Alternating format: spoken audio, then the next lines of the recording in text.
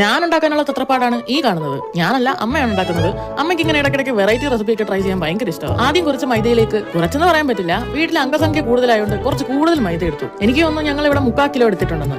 അതിലേക്ക് ആവശ്യത്തിന് ഉപ്പ്, 2 സ്പൂൺ പഞ്ചസാര, കുറച്ച് ഈസ്റ്റ്, നല്ല കട്ട തൈര്, പുളിയില്ലാത്ത തൈര് എടുക്കാൻ പ്രത്യേകം ശ്രദ്ധിക്കണം, ഒരു കോഴിമുട്ട, ആവശ്യത്തിന് വെള്ളം ഇട്ട് നന്നായി കലക്കി. പിന്നെ വെള്ളം ഒറ്റയടിക്കാൻ ഒഴിക്കരുത്, ഇച്ചിരി ഇച്ചിരിയായി, അതായത് ഘട്ടം ഘട്ടമായിട്ടേ ഒഴിക്കാവൂ, ഇല്ലേ കൂടിപ്പോ. ചപ്പാത്തിക്ക് കുഴിക്കുന്ന പോലല്ല, കുറച്ച് ലൂസ് ആക്കി കുഴക്കണം. പിന്നെ കുറച്ച് സൺഫ്ലവർ ഓയിലൂടെ ഒഴിച്ച് നല്ലപോലെ ഒന്ന് മയപ്പെടുത്തി എടുക്കണം. ഇനി ഒരു 3/4 മണിക്കൂർ ഇത് അടച്ചു വെക്കാം. അയ്യടാ, നല്ല സോഫ്റ്റ് ആയി കിട്ടിയിട്ടുണ്ട്. ഇതിന് കുറച്ച് വലിപ്പത്തിൽ ഉരുട്ടി ഒരു 15 മിനിറ്റ് കൂടെ അടച്ചു വെക്കാം. ഇനി നമുക്ക് ഇത് പരത്തിയെടുക്കും. ഇതിൽ കാണുന്നത് പോലെ വേണം പരത്തിയെടുക്കാം. ഇങ്ങനെ മടക്കി മടക്കി പരത്തുന്നത് എന്താണെന്ന് വെച്ചാൽ ലെയർ ആയിട്ട് വേണം നമുക്ക് ഇത് കിട്ടാൻ. നിങ്ങൾ പല വീഡിയോസിൽ പല രീതിയിൽ ഞാൻ ഉണ്ടാക്കുന്ന കണ്ടിട്ടുണ്ടാകാം.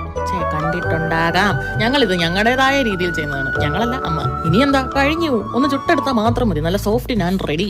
സംഭവം ഈ മൈദ അൺഹെൽത്തി എന്നൊക്കെ ആണെങ്കിലും ഇതൊന്നും കഴിക്കാതിരിക്കാൻ പറ്റുമോ? ഒടുക്കത്തെ ടേസ്റ്റ് അല്ലേ. അങ്ങനെ ഇതും കഴിച്ചിട്ട് ഞാൻ അങ്ങ് ചാവുന്നെങ്കിൽ അങ്ങ് ചാവട്ടേന്നേ.